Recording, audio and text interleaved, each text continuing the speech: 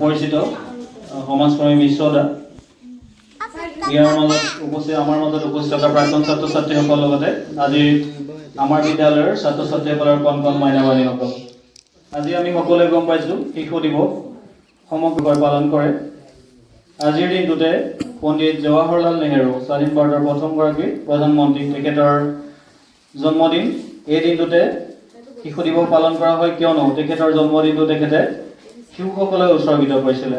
আজিৰ শিশু কালিলৈ ভৱিষ্যত নাগৰিক আৰু এই শিশুসকলৰ ওপৰতে দেশৰ ভৱিষ্যত নিৰ্ভৰশীল আৰু শিশুসকলক উদ্দেশ্যে আজিৰ এই শিশু দিৱস কাৰ্যসূচী আমাৰ বিদ্যালয়তো আমি থুলমূলীয়াকৈ অনুষ্ঠিত কৰিছোঁ আৰু আজিৰ এই সভাৰ উদ্দেশ্য বাক্যই মানে ধন্যবাদ। 14 নৱেম্বৰটো হৈছে স্বাধীন ভাৰতৰ প্ৰধানমন্ত্ৰী পণ্ডিত জৱাহৰলাল নেহৰুৰ জন্মদিন। পণ্ডিত জৱাহৰলাল নেহৰু 1889 চনৰ 14 নৱেম্বৰ তাৰিখে এলাহাবাদত জন্ম হৈছিল।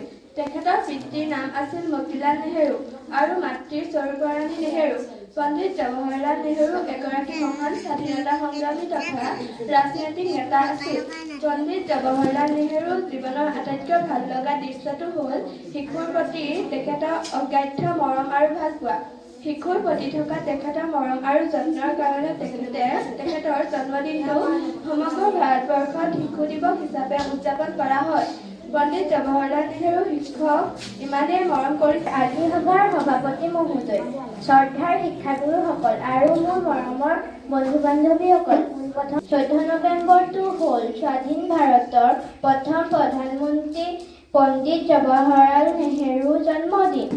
শিশু দিৱস উপলক্ষে উদযাপন কৰা আজিৰ সভাৰ সভাপতি মহোদয়, শ্ৰদ্ধাৰ শিক্ষাগুৰুসকল, প্ৰতি বছৰে 14 নৱেম্বৰ দিনটোত শিশু দিৱস হিচাপে উদযাপন কৰা হয়। ভাৰতৰ প্ৰথমগৰাকী প্ৰধানমন্ত্ৰী পণ্ডিত জৱাহৰলাল নেহৰুৰ জন্মদিনটো শিশু দিৱস হিচাপে পালন কৰা হয়। শিশু দিৱস উদযাপনৰ প্ৰকৃত উদ্দেশ্য হ'ল শিশুসকলৰ অধিকাৰক লৈ সজাগতাৰ বৃদ্ধি কৰা। এই বিশেষ দিনটোত নেহৰুৰ বাবে প্ৰতি শ্ৰদ্ধা আৰু সন্মান জ্ঞাপন কৰা হ'ল। নমস্কাৰ। আজি হৈছে শিশু দিৱস। সভাপতিত্ব আসন অলংকৃত কৰা সভাপতিদেৱ, শ্ৰদ্ধাৰ বিদ্যালয়ৰ প্ৰধান শিক্ষককে মুখ্য কৰি সহকাৰী শিক্ষকবৃন্দ, নপাম গাঁওৰক্ষী বাহিনীৰ সম্পাদক ডাঙৰীয়া, যাইকিনে হওক আজি এই শিশু দিৱসৰ আলমত মই শিশুসকলক প্ৰাধান্য কৰি দুআষাৰ কথা ক'বলৈহে আগবাঢ়িছোঁ। বন্তি প্ৰজ্বলন এই বন্তি প্ৰজ্বলন কাৰ্যসূচীত মই অংশগ্ৰহণ কৰিবলৈ আমাৰ বিদ্যালয়ৰ সভাপতি মহোদয়ক মই অনুৰোধ জনালোঁ, লগতে সহযোগ কৰিব আজিৰ সভাৰ সভাপতি মহোদয়। ধন্যবাদ। বিদ্যালয়ৰ অতি মৰমৰ ছাত্ৰ ছাত্ৰীসকল আৰু আমাৰ এই বিদ্যালয়ৰ প্ৰাক্তন ছাত্ৰ ছাত্ৰীসকল, আজি মোৰ হাতত এই গুৰু দায়িত্ব অৰ্পণ কৰিছে। মই সিমানৰ প্ৰাপ্ত নহওঁ, যদিও আপোনালোকৰ সহায় সহযোগিতা কামনা কৰি মই এই বন্তি প্ৰজ্বলন